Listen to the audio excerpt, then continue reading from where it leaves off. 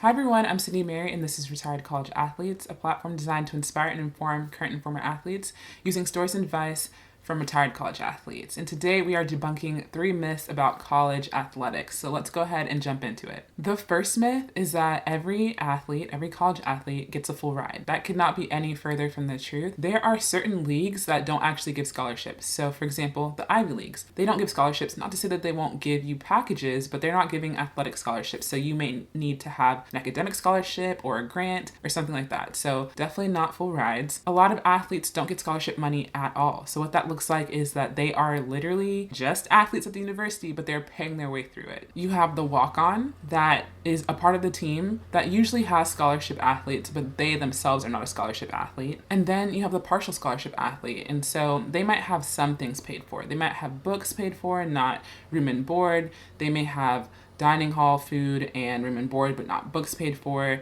There are usually percentages that people get, and they're not fixed. So it's honestly on the athlete and the coach and possibly the parents to negotiate a scholarship package that works for that athlete. So while there may be many other scholarship packages that I haven't mentioned, I just want to let you know that there are a lot of scholarship packages and not all of them are full. When people think of college athletics, I think people think of the biggest Power 5 school conference teams. So for example, like an Alabama football and all of the resources that they get, or a Stanford athletics program, possibly their football team or basketball team and all of the resources that they get. But there are so many other schools, so many other conferences that don't necessarily have the same resources to give their athletes and don't give their athletes the same packages. So I think it's really important for us to realize that not every athlete is a full scholarship athlete. A lot of athletes are paying part of their way through school. And that is just something that we should all know and take into account as we talk about college athletics. Just to put this in perspective, according to the NCSA, only 2% of high school athletes will get a college scholarship, and only 1% of those athletes will have a full ride. Myth number 2, athletes will not go hungry because they have access to training tables. As much as we'd love to believe that this is true, it is actually false. Food insecurity is actually a big issue within college athletics, but also college in general. And because college athletes are just college students also, these two cross over.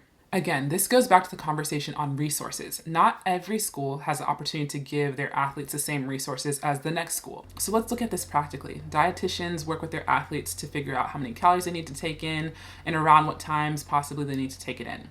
But practically, oftentimes at least one meal is taken out for the day because they have practice during that time. So whether you have lift in the morning and you're not looking to get in a full breakfast because that would just weigh you down, or you're practicing through lunch or around lunch and you just want to make sure that you have a light lunch because, again, you don't want to be weighed down, that takes out a certain number of calories that you would generally get during that meal. So now you're needing to fit that into 2 other meals plus snacks.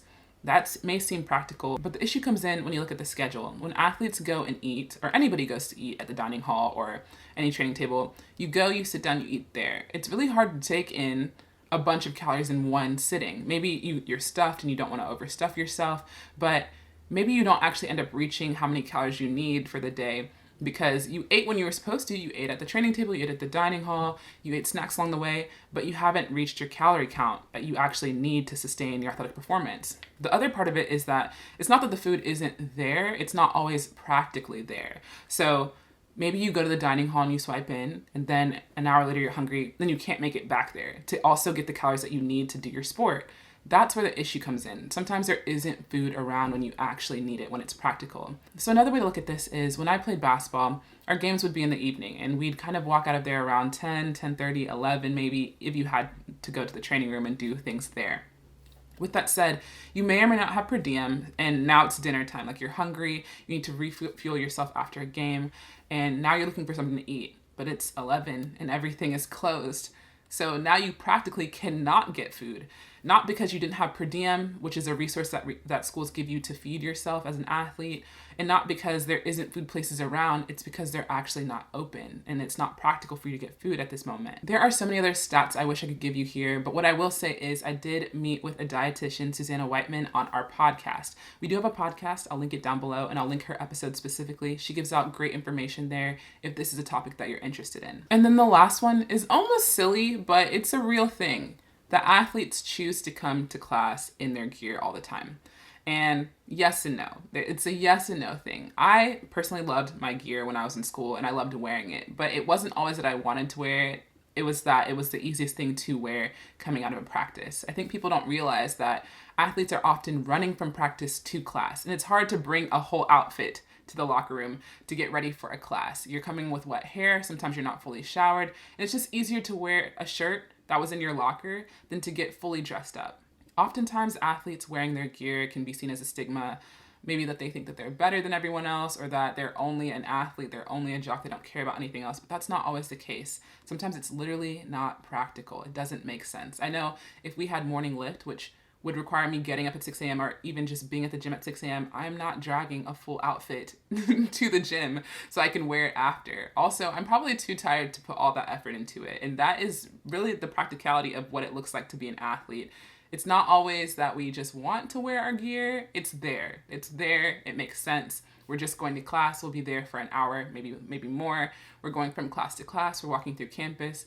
Why would I put in all this effort to look a certain way when it could just be made easy and I still get everything I need to get done? I still go to class. I still learn. I still see my friends. That just makes more sense to me. With that said, those are just 3 myths of college athletics. There are so many more where that came from, so please comment those down below, and I might do a part 2 to this where we cover even more myths. But I hope you guys enjoyed this video. I hope you learned something, and if you did, please feel free to subscribe, hit the bell notification, and like it if you liked this video. We put out content every Thursday, so you can come back here for similar content to this, and I hope you guys will be able to stick around. But I will talk to you guys next week.